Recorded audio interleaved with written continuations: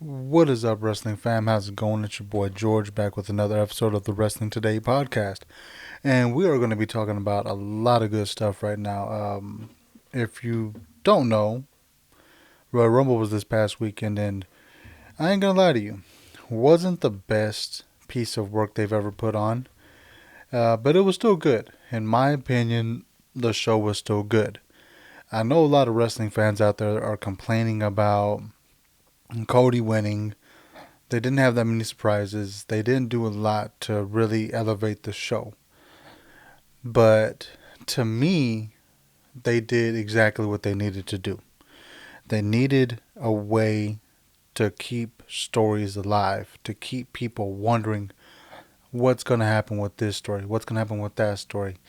And when WWE does that, when they have you trying to figure out what is going on, what's going to happen with this story, that story, who's going to do what, it makes for a good show because this is all part of the long-term storytelling that Triple H is known for right now. It's exactly what he knows we need. It's exactly what he knows he needs to do to keep the show interesting. And I heard a lot of people saw and heard a lot of people on social media dogging the show. Why did they do this? I would have done this different. I would have done that different. I would have done this. I would have done that. It doesn't matter what you would have done. What is done is done. What has happened has happened. None of us are writers for the WWE. None of us can do anything about what has happened. All we can do is enjoy the ride, enjoy the show, enjoy what's going to happen from now until the WrestleMania event. And I ain't gonna lie, Cody getting the win at the Royal Rumble was the best thing to happen because a lot of fans were complaining Roman's going to carry the title longer. Roman's going to do this. Roman's going to do that. They pretty much set up where Roman's going to lose this title. They pretty much set up that Roman is not walking out of WrestleMania as champion. It's going to make for a good ride. It's going to make for a good show because last year he came so close, but there's so much that can happen this time around because a lot has changed in 1 week in pro wrestling. In 1 week, everything has changed drastically. Things have just gone all out of whack. I'm going to start off with what happened last Monday. What news broke out? What happened? Who did what? What happened? No. First piece of news. WWE signed a new agreement for Monday Night Raw. Now, I can't remember if this was last Monday. I'm just throwing a day out there, but I think it was last week though. They announced Netflix is going to host Monday Night Raw starting January 2025. With that, they have to do something big for the year that they do this. So, The Rock, of course, was originally supposed to do this whole story, the whole face Roman at the WrestleMania. But the same day, Netflix does the signing with WWE. The Rock gets appointed to the board of directors. He's on the board of directors in TKO Holdings now. So that means The Rock has a lot on his plate because he's also going to have to do the UFL this year. That's going to be a combination of the football league in the United States and then the XFL. They created the UFL, and that's going to be a thing now. So he's going to be busy around the time he's scheduled to be at WrestleMania. And then who goes and gets themselves caught up in some more stuff? Not like it's like right after this big news comes out that Netflix, WWE, The Rock, and TKO Holdings, Vince McMahon in a lawsuit. This whole lawsuit just came out on Vince McMahon, John Laurinaitis, and guess who was mentioned in this lawsuit?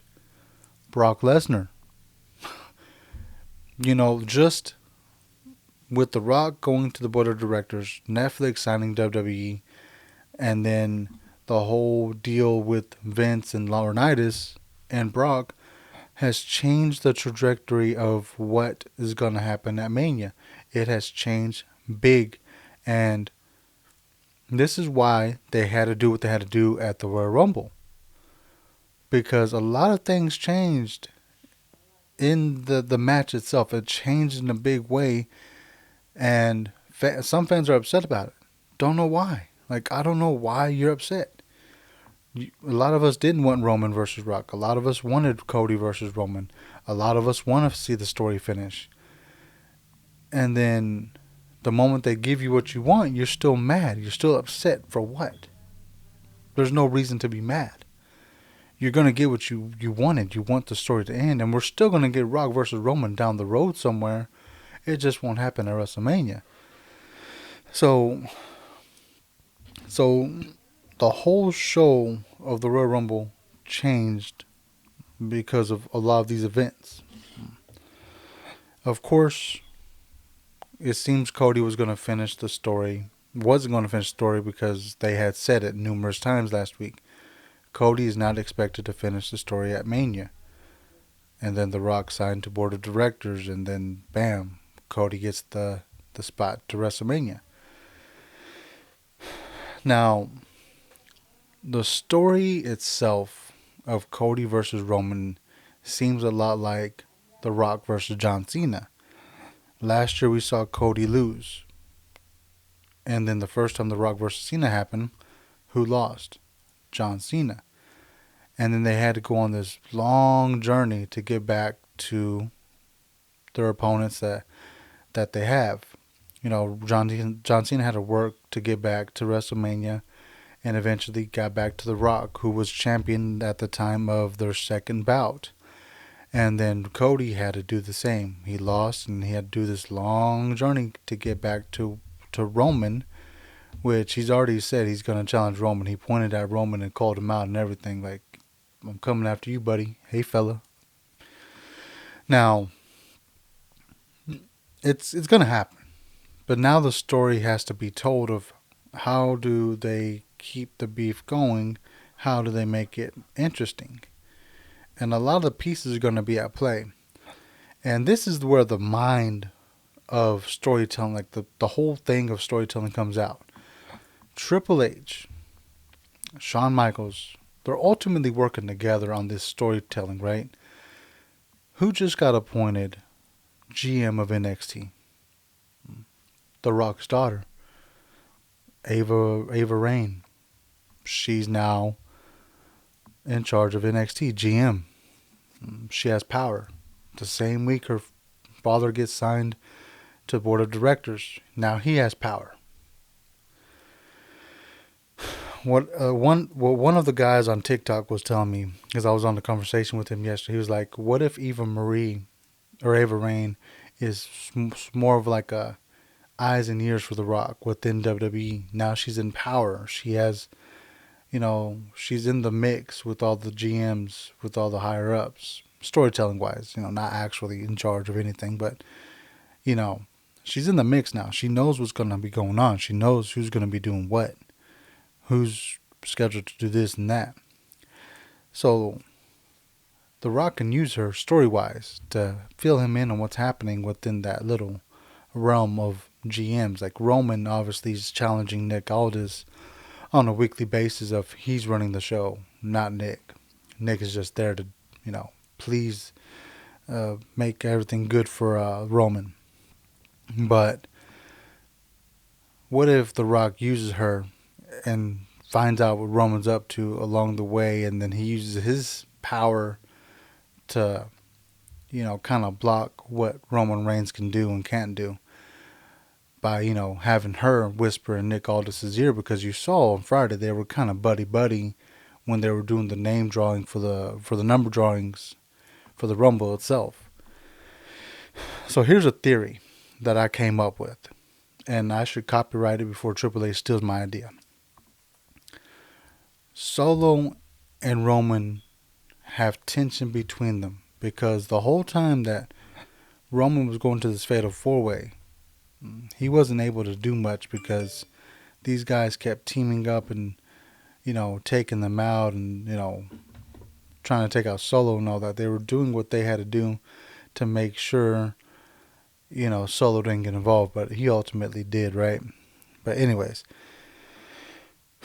Roman could be frustrated with Solo for not doing what he had to do to take out the other three competitors in this match. And let's just say along the way to WrestleMania, Roman is just dogging Solo, dogging him, disrespecting him, muffing him, doing what Roman does to people. And then ultimately, Solo goes on this rampage, takes out anybody and everybody that's in his way. Pretty much a dominant presence, if you may say. Anytime he goes out there, he's just dominant. Well, what if we get, Roman and Solo and Jimmy plotting to go and attack Cody on a weekly basis to get him out of the picture, which obviously is going to happen, right? But then it's like, all of a sudden, Nick Aldis comes out and says, hey, if anybody attacks Cody that's part of the bloodline, then Roman will lose the title. Anytime, anywhere, right? If they jeopardize this main event, then Roman loses that title. And it goes to Cody. What if that happens, right? And then, the day of WrestleMania, the week of WrestleMania, we got feuds burning and everybody's like, man, we need to finish this. We need to get somebody to take out so-and-so. And then Nick Aldis comes out, or Ava comes and says, comes and tells Paul Heyman, hey, I got word from the higher-ups that no member of Bloodline can get involved in this match, otherwise Roman will lose this title. So the same rule applies, like if anybody attacks Cody or gets involved in this match in any kind of way, then Roman's losing this title. And it's coming from the higher-ups, and then, Paul Heyman's like, oh, WWE management won't do that. And then she goes, no, not WWE management. From the tribe, from the island. This is coming from the island. The higher-ups of that is telling us no. And Roman could lose his tribal chief position, lose his title, all this good stuff, Like they're putting it in WWE easier to tell them, hey, this is how it's going to be. Roman loses if anybody gets involved. This needs to be one-on-one. Roman needs to prove himself for real and whatnot. And then, Paul is like, who's the person that keeps telling you all these things to get Roman to lose this title and to keep messing with my tribal chief? And then she whispers in his ear, and, he has that look of shock. He gives that, he's lost for words, and he has that big old eyes and big mouth open. And, and she tells him if Solo, Jimmy, anybody from the bloodline comes out, it's it. Roman loses. And, they go on to do the match. Roman loses. He gets frustrated on Friday Night SmackDown after he's lost, and he takes out his frustration on Jimmy and Solo and blah, blah, blah.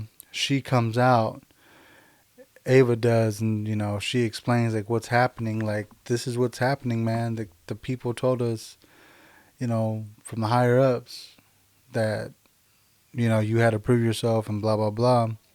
And it seems like you're not fit to be the tribal chief. And he just snaps and goes, who is, and blah, blah, blah. Let's just say he's like, oh, my God, like, who thinks they can be the tribal chief, head of the table, blah, blah, blah. I am. I carry this and blah, blah, blah. Then The Rock's music hits. Because he's getting in her face, getting loud with her. The Rock comes out. And then, bam, they set up WrestleMania 41. Cody gets to tell his story, finish the story, because, he's obviously going to be, along the way, just part of this whole thing. And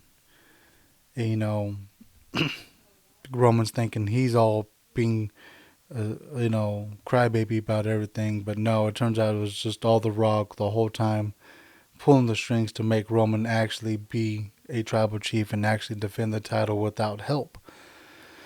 So, this whole thing could happen because it gives everybody what they want, because eventually, because being challenged by someone obviously more in charge, it could be like Solo and Jimmy gotta be like, hey, bro, you're gonna be on your own in this one because we can't get involved. Like, we can't get involved with this. This is this is Dwayne.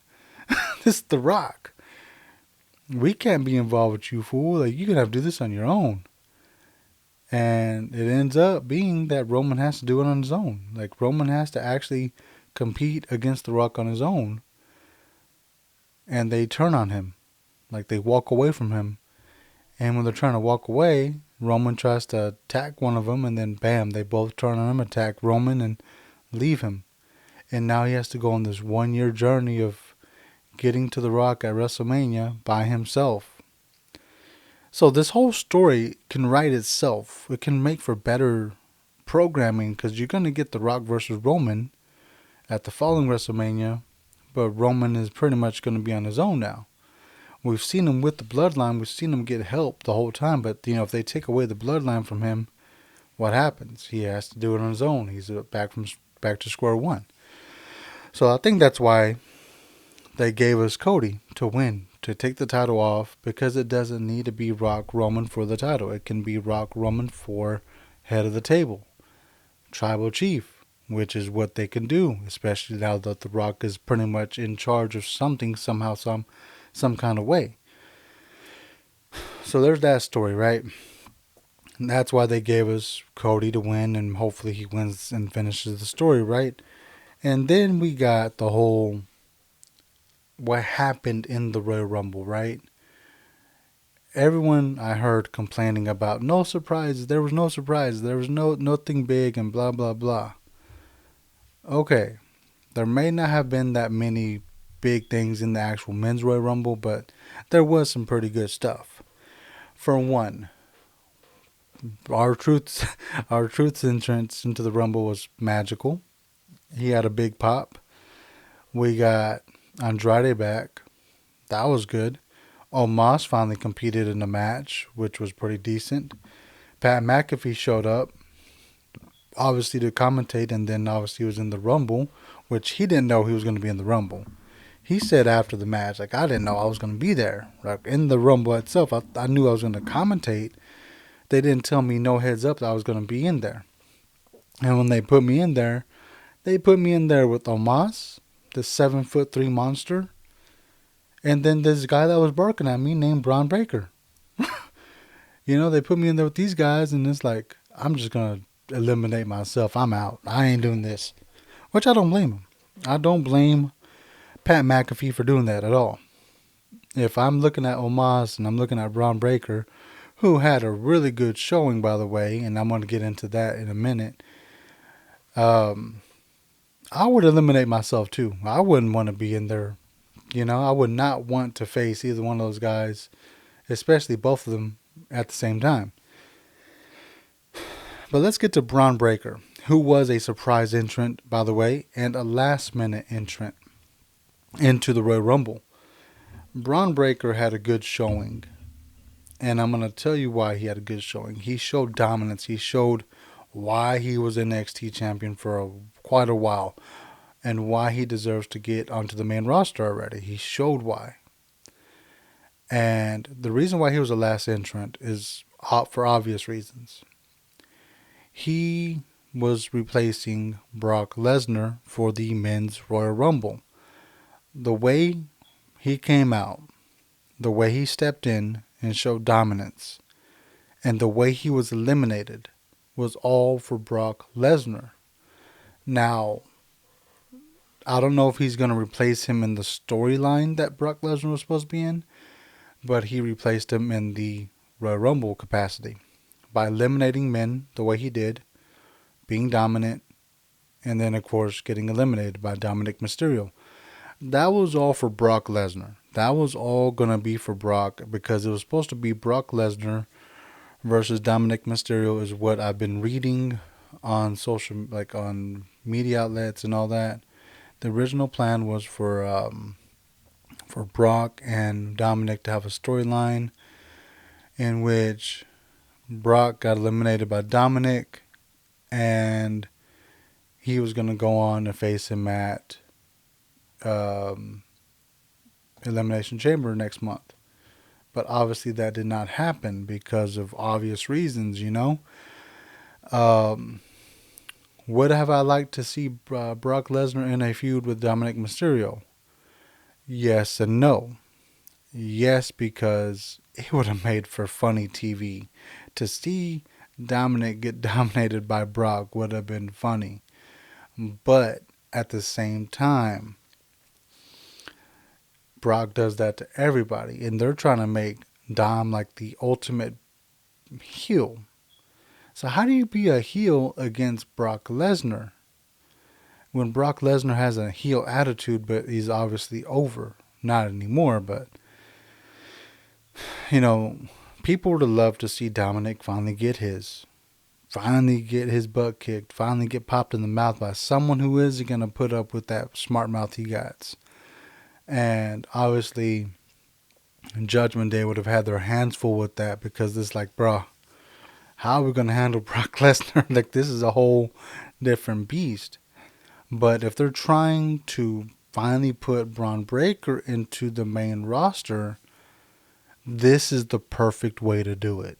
If you want to give Braun the break he deserves to get into Raw, because he had quite a bit of a pop, he deserves it. He's been putting in work in NXT for a long time. He has great in-ring work. He's a great performer.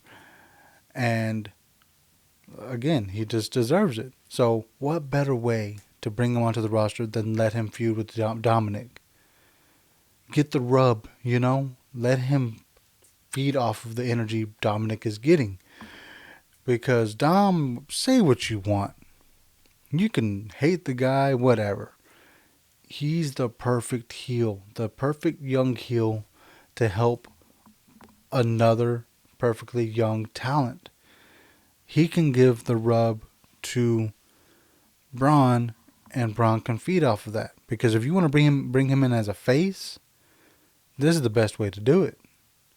And if you want to bring Baron Corbin back to the main roster a little bit, have him help out Braun Breaker by helping him out with the Judgment Day problem. It writes itself. Like, that story would write itself. Braun would do good against Dominic. And people would love to hear him or see him on the main roster finally. But only time will tell what they're going to do. I guess we'll find out today on Monday Night Raw if Braun's going to be there or not. I haven't got any word yet anywhere if that was just like for him to be in the Rumble was a one-time thing or if he's going to be on the main roster. No one really knows. I'm just seeing a bunch of, stories going on. And we're going to get into the Women's Royal Rumble real quick. But I know a lot of people were expecting a lot more surprises and all that. We didn't get too many. I guess because the whole situation throughout the entire week, number 30, everyone was hoping was going to be MJF, but it was Sami Zayn. That didn't go too well with the fans, but, it is what it is. You can't do nothing about it. We can only deal with what they give us, and what they gave us was a decent show in the Men's Royal Rumble, which I'm going to give it about a 7 out of 10 for that. And I'm going to go into the Women's Royal Rumble. But before I do, obviously we saw Natalya, number 1, Liv Morgan, number 30. Apparently they broke a new record. They beat a record. I can't remember I can't remember the name of the guy. Let me click on this article. But apparently Liv Morgan and Natalya have beaten a record. They beat the record for appearing in the first 7 Royal Rumbles, which the old record was 6. The first 6, one superstar back in the day appeared in the first 6, which was Tito Santana. He appeared in the first 6 Men's Royal Rumbles, and Liv and Natalya have beaten that record by appearing in the first 7 Women's Royal Rumbles. congratulations to those two ladies. They have been in the WWE these past years, and they made history by doing, something that's not seen too often now, especially with all the cuts and stuff they've done in WWE. Natalia being a name that has stayed for quite a while, and Liv, who is just starting her career, but it's nice to see that she is able to beat records and all that.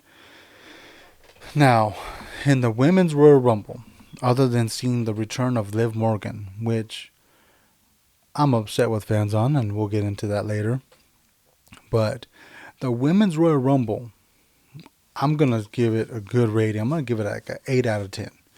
Had its moments of, kind of quietness and all that, but we got some good surprises in that Royal Rumble. We didn't get Sasha. We didn't get AJ, which I've said it before. I'm not afraid to say it again.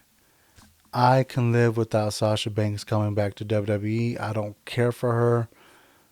I don't care. Like, she can do whatever she wants outside of WWE. I will not lose sleep if she never comes back. But AJ, come on. Just because CM Punk is back doesn't mean she has to be there. Would I love to see her come back? Yes, I would. Do I want to see her come back? Yes, I do. She has a lot of unfinished business in wrestling. I mean, she obviously left for respect for her husband. She had a lot left in the tank, and she left for reasons that only she knows, and some of us do too, but mostly it was for her husband. She didn't want to be involved in whatever was happening between the company she was working for and CM Punk. But I would have loved to see her come back, but it didn't happen. I don't think it was the right time for her to come back. But that's a story for another day. But we did get the return of Naomi, who I said before was coming. I didn't say it on the podcast because I haven't recorded an episode in a while, but I said it on TikTok Lives. I've said it in other videos. Like, she's coming back to WWE. She had her last contractually obligated match last Thursday, which was pre-taped. So it finally aired last Thursday, but that match took place before. And she came back, and she got a good pop. She got a good reception. I'm glad to see her back. She's back where she belongs, but she did have a good run in TNA. She had a really dominant women's title knockouts title run while she was there. She had some interesting matches. I kept up with Naomi, Trinity Fatu, whatever you want to call her. But I'm glad she's back. I'm glad she's ready to go. They did the post-match interview, whatever, and they asked her how she feels. She's glad to be back. Obviously, she looks better than ever. She's going to be dominant. And I'm glad. I'm glad she's back. But speaking of TNA,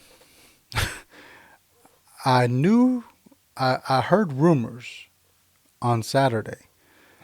Before the event, I heard that a TNA person was going to be involved in the women's match, Royal Rumble match, and they said it was Jordynne Grace. I didn't believe it, but then when I saw her come out, I was like, holy crap. I lost it. I lost my stuff.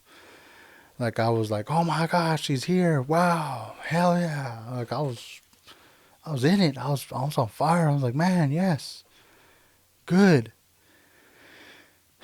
And then, of course, some people were crapping on her appearance, like, oh, this is the first time TNA's done this, and blah, blah, blah, and, they probably won't do it again, and it's a one-time thing. This is the second time they do that, fools. Y'all forget Mickie James was in the Royal Rumble match. And then, of course, everyone doesn't know their history fully, but Mickie James was the first one to come out from TNA. Obviously, she's a former WWE superstar, but she was the first woman to jump that barrier and come out with a title from a different company into a Royal Rumble match. Jordynne Grace is the second. But Jordynne Grace, man, she gave us some good memories there. She gave us a moment we can only dream about having again. She came out and had a dominant showing. And then when that showdown with her and Naomi happened, they had that little stare down. They gave each other a hug because, like, girl, I just saw you last week, and you here now. You coming to the WWE. Um, it was good. It was a great moment. The fans loved it. The crowd was popping for it, and Triple H complimented her. A lot of the talent backstage complimented her. I just want to see more TNA WWE interactions like that, kind of like how they used to do with ECW. Um, but I would like to see more of those barriers being crossed. And Triple H didn't like to use the cliche of the third door, third wall, whatever you want to call it, or the forbidden door, whatever it is. He's like, that's a cliche, that's dumb. And I agree, because they can easily all work together. Triple H and TNA having this, agreement happening within each other's companies makes for good TV. Like, look what happened. Jordan Grace comes out. TNA gets some exposure. WWE gets a moment.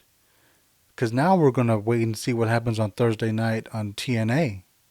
What Jordan Grace has to say about being in the Royal Rumble. It's going to be awesome. I think so. But then we got another surprise. The woman that has been hyped for the past few months, since last year, the one and only Jade Cargill finally made her debut in the match, and I'm loving it. I loved every minute of it. She came out. She had that dominant look to her. She looked great. She lasted until the last three people, right? She was in the final three. But when she came out and that people saw that name come across the screen, they knew we were about to get a good show. And of course, we did. We got an amazing showing from Jade Cargill. Does she still have a few things to work on? I think so. Is she going to be pushed into the main event? I don't know. They haven't said where she's going.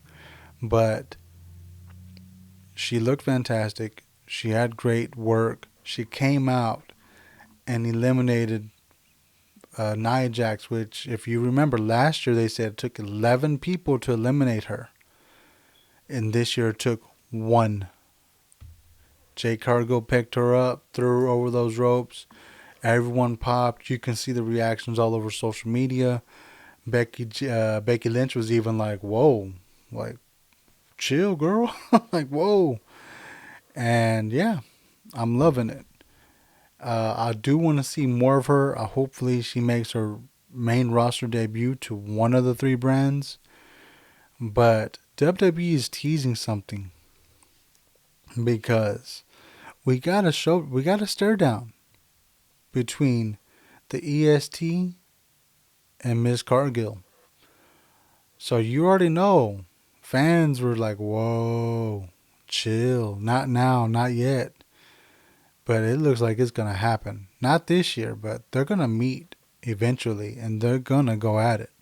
Because we already had those confrontations, like we had not that long ago, Charlotte Flair and Jade Cargill had a stare down or a little exchange of words and all that. And the fans were eating it up.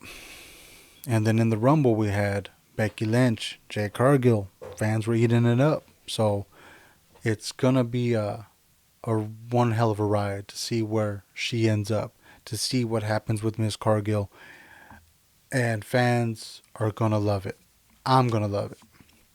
But let's get into what happened with Kevin Owens and Logan Paul real quick. Kevin Owens, Logan Paul, they had their match. The match was good. It had a lot of physicality. Kevin Owens, getting his licks in, getting the payback he deserved to get on that fool. But the ending of the match was somewhat surprising to me. I don't know why. Don't really know how this happened, but it seems that Logan was going to use those brass knuckles. KO stopped him, took them, and knocked him out. And he got caught. Out of all the times these knuckles have been used, the one time Kevin Owens uses them, the referee gets Superman vision. He gets perfect vision. He all of a sudden sees the brass knuckles and disqualifies Logan, or disqualifies KO. And bam, we get Logan winning. Now it's going to be interesting to see what happens on Friday. I give their match a 7 out of 10. Just because of the finish. I didn't like the finish too much. But I would like to see them run that back, which I think they will again, probably at Elimination Chamber. I'm all over the place right now. But I'm going to go back to the Men's Royal Rumble. I forgot. I don't know how I forgot, but I even made a video on it on TikTok. I forgot that Jay and Jimmy opened up the match. And that was another surprise for the WWE audience. Jay came in at number 1. Jimmy at number 2. And the fans loved it. I think WWE gave us a teaser of what's to be at WrestleMania. And I'm down for it. I am down 100% for this match. And the way these guys were going at it in the beginning is exactly what we're going to see if they have a WrestleMania match at WrestleMania. And one of my buddies that is possibly going to be a co-host on this podcast with me, he threw the idea like, what if Rikishi's the special guest referee? Because they teased it a few times already. And I was like, that'd be cool. And, it would be interesting to see if he does the 3 count. To see if he does what he needs to do right down the middle. And if he doesn't pick a favorite or anything like that. But only time will tell. But we are going to get that match, I think, at WrestleMania. Jimmy versus Jay. And then, of course, we had the Fatal 4-Way match. It ended the way we all thought. The match itself was decent. I'm not going to give it a high rating. I give it about a 6 out of 10. Only because we all knew Roman was walking out. And LA Knight or AJ was going to take the L. Randy wasn't getting pinned. And that's because they want to keep Randy looking strong until whatever story he goes into to go at it at WrestleMania with somebody. And they had to have Roman win, of course, and they had to have him win in Roman fashion, which they did. And I'm not going to lie, I was not really into the match. Like, I kind of knew Roman was going to win. I kind of knew what was going to happen. I was, obviously online with TikTok and all that. And the whole time I just couldn't get into that match that well. But I did watch it. It wasn't my favorite. There was better spots. And, I mean, again, it had some moments, but it wasn't moments where I'm like, oh, wow, that I can remember all of them. I remember, it ended the way I thought. Roman hitting the spear on somebody, getting a 1, 2, 3, which he did. And I think the more memorable moment for me was the Bayley win at the Royal Rumble. I think the women's Royal Rumble, again, like I said, had better moments. So I give that about an 8 out of 10. And the overall show, I give it about 7.5 out of 10. But Bayley winning is going to be the last thing I talk about. And I wanted to save that last on purpose. Because it's about time. It's about time we're going to get a story with her going back to a babyface. And a lot of you are like, how are they going to do it? It's easy. She comes out and challenges Io. They have like a evolution kind of moment. She won, but she challenges Io, so Io's like, bam, down. And, you know, that's how they set it up. That's how they set up the whole um, Io versus Bayley. Damage control turns on Bayley. And then maybe Sasha comes back, or maybe Naomi helps her. Somebody helps Bayley against damage control. Maybe the EST joins forces with her and helps her take out damage control. Bayley goes on to win the title at WrestleMania, gets her WrestleMania moment. But they have a lot going for them when it comes to the whole damage control Bayley situation.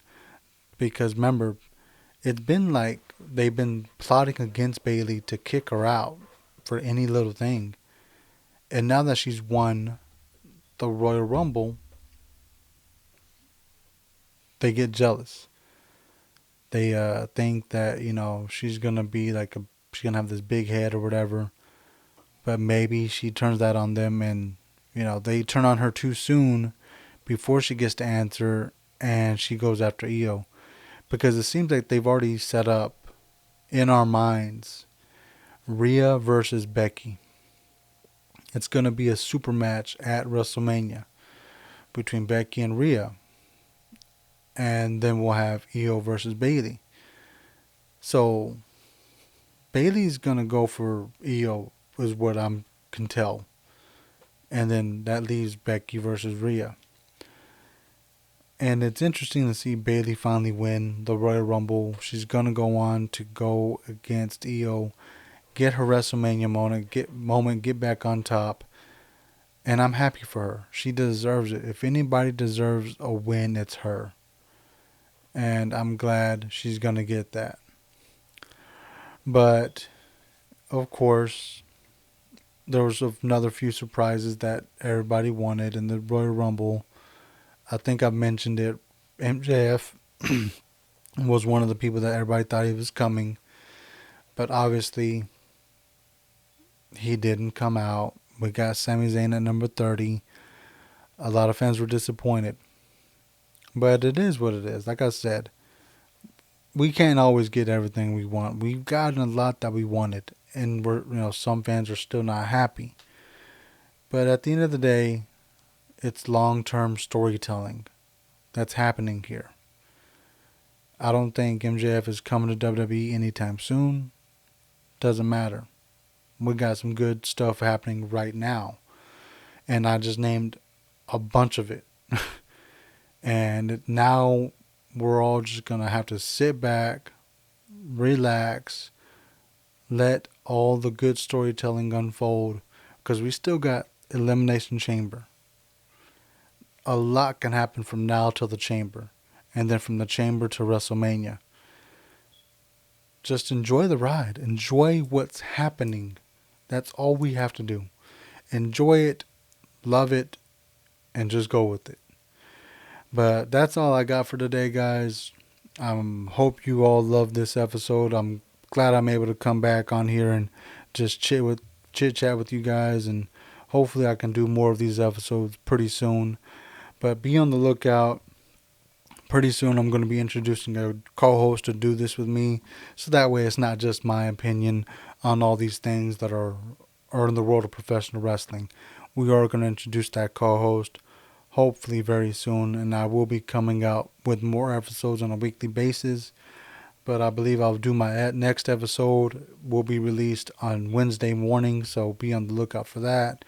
But until next time, you guys stay safe and peace.